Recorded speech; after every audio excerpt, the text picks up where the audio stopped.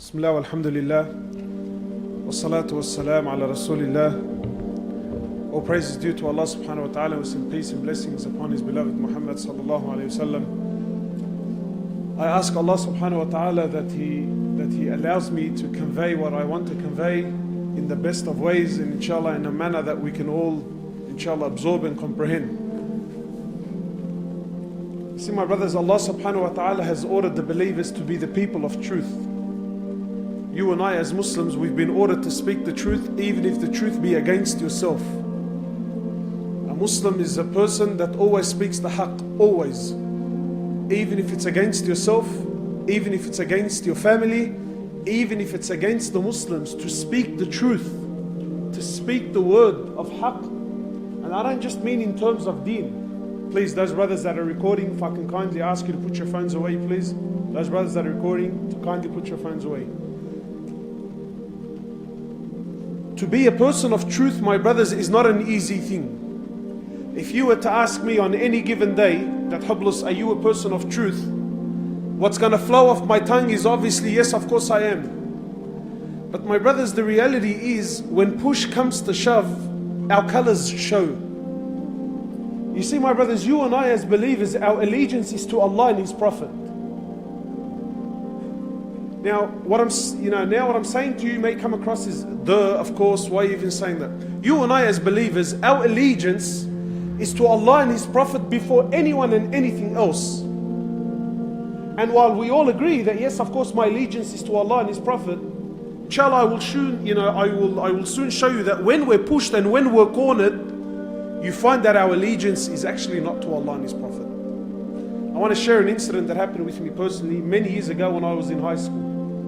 And I swear by Allah, this incident till this day, it eats me in my heart.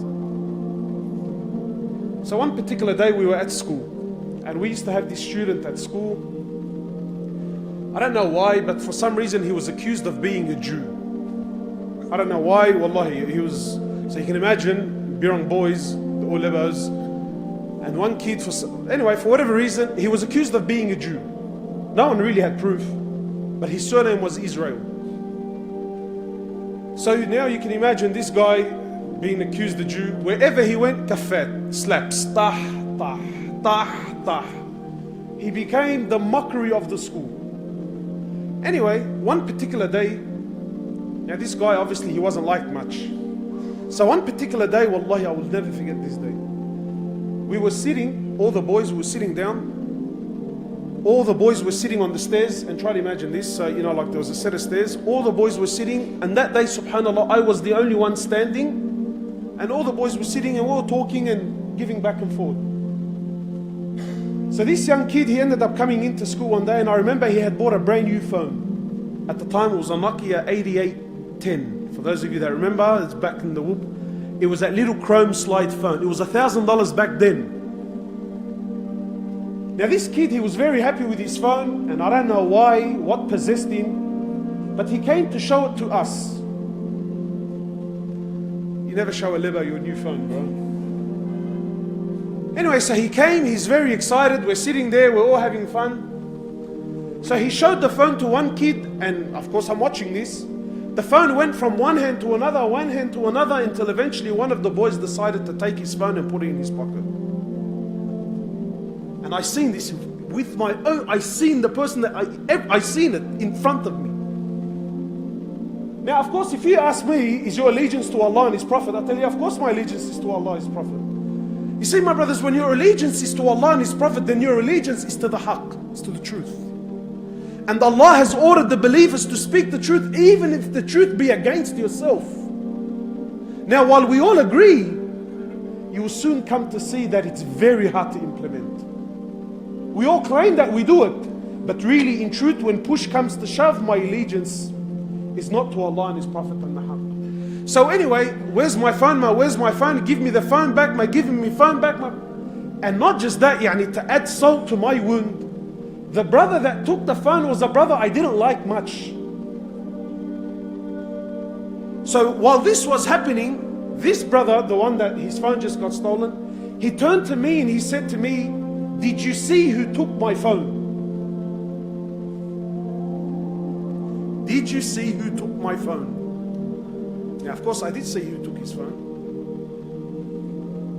But this guy, he's not liked very much. Apparently, he's a Jew. Like that matters, yani. But look how we are programmed. Like the fact that he's a Jew now all of a sudden gives me the right to do something that's haram. Now, my brothers, I was in a very sticky corner. Because if I say who did take the phone, well, then what does that make me? That makes you a kalb. Unfortunately, now that, this is, you see, because we claim that we live according to Allah and His Prophet and the Sunnah, but really we don't. We actually live like gangsters, and that's the truth. Our life is closer to the life of criminals than really what it is to the life of the Sahaba. Now, I'm put in a situation where I did see what happened. I just seen this person and he was robbed in front of my eyes. Someone was oppressed in front of my eyes. And then he's asking me a clear, and it wasn't like a question that's, maybe I can, did you see who took my phone?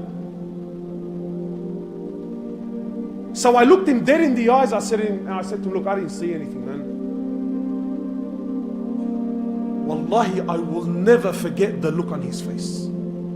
Because he knew from that moment on that he was never going to find it. Until this day, wallahi, that incident, it eats me up inside. You know why? Because truth be told, I was a coward on that day. On that day, I put my friends before the truth. On that day, I put what may have happened to me before the truth. On that day, a Muslim that had the opportunity in front of a Jew to show the haqq of Islam failed miserably. You see, my brothers, it's very easy to claim that we're the people of the truth. Very easy. But you will soon come to see that when it comes to implementation, it's so difficult. To speak the haqq, to stand for the truth regardless. The Prophet, imagine even if it's against yourself, speak the truth. Why? Because our allegiance is not to human beings. Our allegiance is not to my country, it's not to my family. My allegiance is to Allah and His Prophet. You see, my brothers, one particular incident, and this is a sahih incident. In the time of Ali bin Abi Talib, while he was Amir al-Mu'mineen, please, for the love of Allah, I will try not to take too much of your time, but I want you to live this story with me. Imagine Ali bin Abi Talib, Amir al-Mu'mineen. The one who is, not only is he the first cousin of Rasulullah sallallahu alayhi wasallam, not only was he his so-called adopted, he grew up in the house of Rasulullah sallallahu alayhi wasallam. Ali bin Abi Talib never ever associated partners with Allah, ever. When Islam came, when the prophethood came, he accepted Islam. The first young boy to ever, anyway, I can sing his praises all. Not only he was married, not only he grew up in the house of Rasulullah and his first cousin, he got married to the greatest woman that ever walked the earth. He was the husband of the queen of the women of paradise. So one day Ali bin Abi Talib, his shield was stolen. Please, I want you to hear this story. I want you to memorize this story, and I want you to share this story. Because my brothers, wallahi, what is killing us from within is the amount of corruption that is happening within us.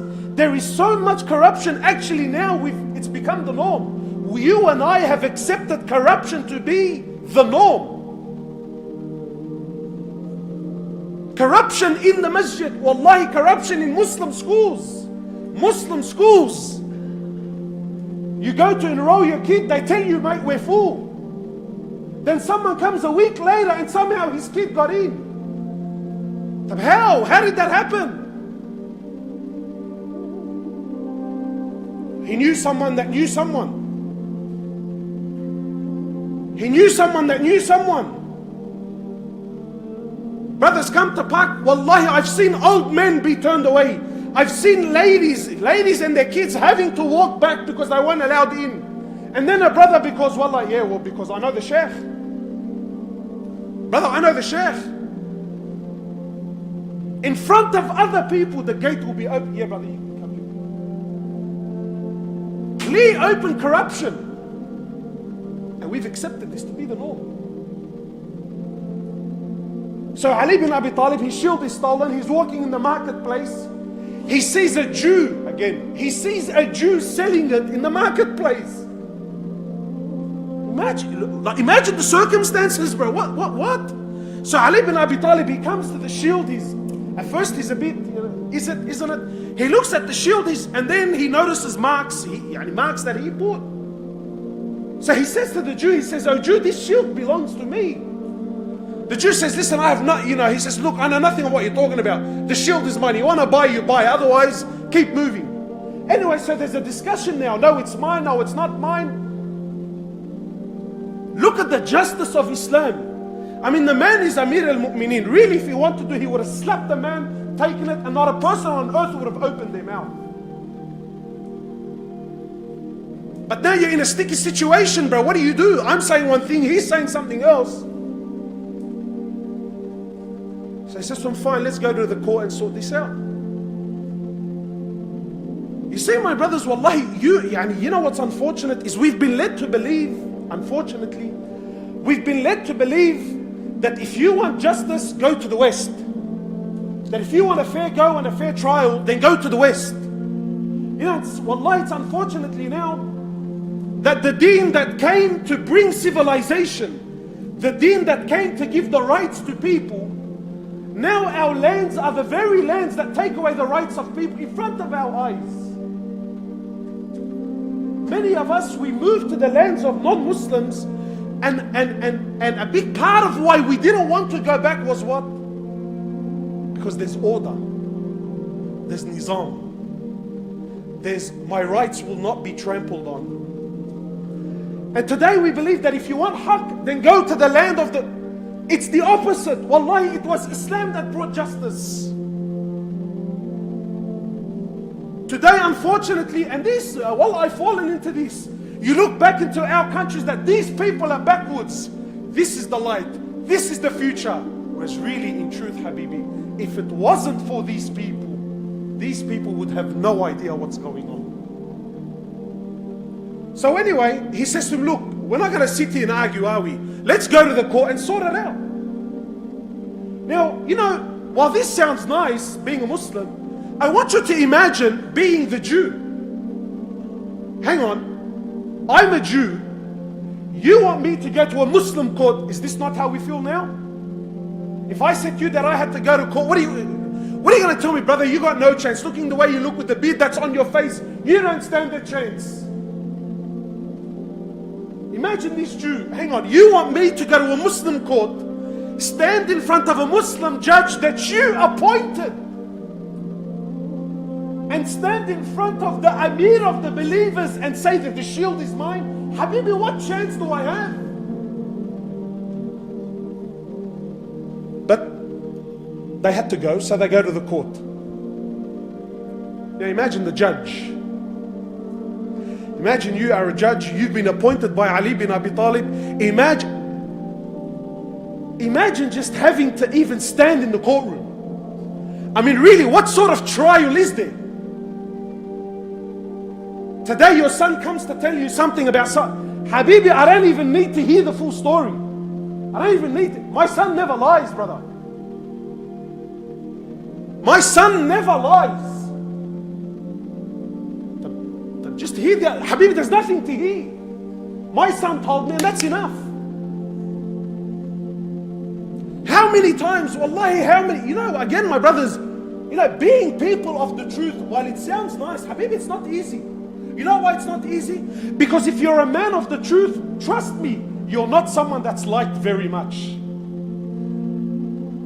If you're someone that speaks the haqq, let me tell you, forget non-Muslims, the first people to turn against you are your own kind. You know why? Because when you're not singing my song, Habibi, I don't want a bar of it. How many times there'll be a husband and wife situation, husband and wife, there's a dispute, you know. So sometimes you bring in the parents to sort of come to a, and sometimes the story is so black and white, the story is so crystal clear that a blind man can see. So sometimes, you know, let's just say for instance, the wife is in the wrong. The wife is in the wrong. And the story is, yeah, so in your face, yeah, it's like, you don't even need a judge, bro. It's actually a mockery. So sometimes I'll turn to the Hajj, to her father. Hajj, well, I mean, you heard the story, right? Yeah, I heard the story. Hajj, and it's pretty straightforward. True, I mean, she's clearly in the wrong. Yeah, she's in the wrong. Okay, great. So now we can move forward. Yeah, but what do you want me to do? That's my daughter. What do you want me to do? That's my daughter. Is your allegiance to Allah and His Prophet or your daughter? Who's your allegiance to? You see, sometimes there's, you know, boys in the area. One of them's running amok and he's causing a lot of problems. Like really, it's actually getting out of hand. But he may have a brother that other boys like and respect. So you call him in, you tell him, listen brother, wallahi, out of respect for you, we know you, we love you, we don't want things to get any bigger than what it is. Listen, your brother's doing 1, 2, 3, 4. Clearly in the wrong, clearly oppressing people, clearly harming people. Brother, look, something needs to be done. Your brother needs to be pulled up. Listen, cuz, I know my brother's doing wrong. But what do you want me to do? That's my brother. And if anyone touches him, well then it's on. Because deep down, our allegiance is not to Allah and His Prophet. My allegiance is to my family. My allegiance is to my son. My allegiance is to my mother and my father before Allah and before His Prophet. That's the truth. So the Jew walks into the courtroom, he's thinking, what a wasted day. Walks into the courtroom, he stands in front of the judge. Look at the justice of Islam. So the judge says to Ali bin Abi Talib, since you're accusing the man of theft, look at the discussion. Since you're accusing the man of theft, do you have any proof that this shield belongs to you? So Ali bin Abi Talib, he says to me, yes, I have a witness. He says, and who is your witness? He says, my son Al-Hasan, the grandson of Rasulullah sallallahu alaihi wasallam. Would he ever lie? I ask you by Allah, would the grandson of Rasulullah ever lie?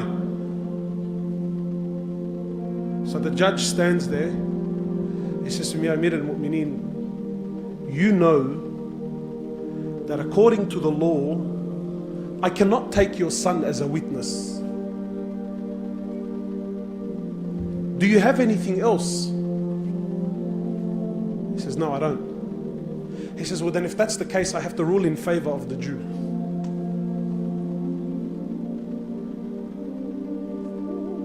The Jew, gobsmacked. He's thinking, what the hell did I just see? You see, my brothers, we claim Islam is haqq, but we've never actually displayed it to people to see with their own eyes. Now the Jew, when he realizes what just happened, look, he says, listen, I confess, this shield doesn't belong to me. I found it or he stole it, I can't remember. He says, but what I seen take place today, I have never seen in my life. I bear witness that there's no God worthy of worship except Allah, and that Muhammad is His final messenger.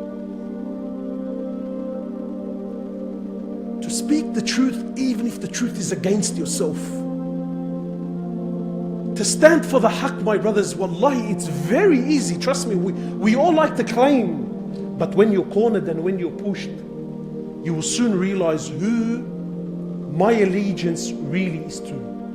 Now, of course, there's many stories that I wanted to share. Unfortunately, I'm really out of time. But here's what I want to say. While these stories are very nice, and while we all agree that, it's a very important topic, and that, my brothers, being a person of the truth is not going to happen overnight. Being a person of the truth is not going to happen because, wallah, we sat down for one 15-minute talk and now I heard about truth and now all of a sudden I'm going to be a truthful person. What we don't realize is to be a person of the truth, it takes time, it takes effort, it takes years. The problem is that we don't even surround ourselves with people of truth. So my brothers, now that we're in the last 10 days, and I'm sure we're making dua and we're asking Allah, so wallahi, I beg you to ask Allah to make us of the people of the truth, to make us of those who are not corrupted. Because corruption, my brothers, you have no idea what it does. The amount of injustice that comes from corruption, sometimes it's actually unrepairable. So please, my brothers, we ask Allah subhanahu wa ta'ala sincerely to make us from the people of the truth. And I beg you, my brother, and I beg you, that start calling things for what it is. Call it like, one of the things of the old school Aussies is they have this slang. They say, call a spade and don't call it a big spoon. Have you ever heard the term? Yeah? We call it anything and everything except what it really is. One of the big mashayikh, I heard this with my own ears, one of the big mashayikh of our current time, he was having a radio interview. This has really disturbed me, because he's a very knowledgeable man, but it doesn't change that what I heard hurt me so much. So the radio announcer asked him clearly, will I as a Christian be with you in paradise? You see, my brothers, sometimes you're cornered and it's a very difficult situation. Imagine you're a very respected sheikh, the whole nation is tuning in, and you're asked, will I be with you in paradise? Now, while he didn't say yes, he also didn't say no. And by the end of the talk, he had left it out that, look, we know that the people of the truth will be in paradise. And Allah has told us in the Quran that the Jews and the Christians, while yes, there is a verse, clearly that verse is referring to those people that believed in their prophets in their time. He said, yes, Allah has told us in the Quran that we will be together in paradise.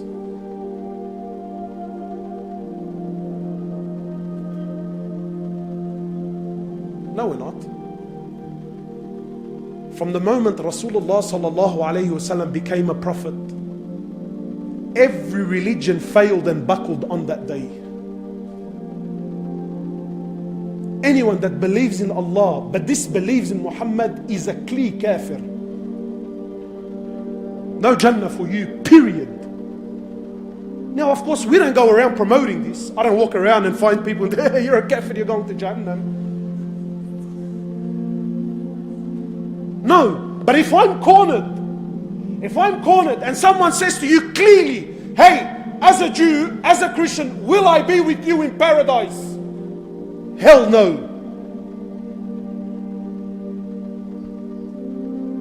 Being people of the truth is not easy. And trust me, when you speak the haqq, the first people to turn against you is your own kind. Let's just try to imitate the people of the truth.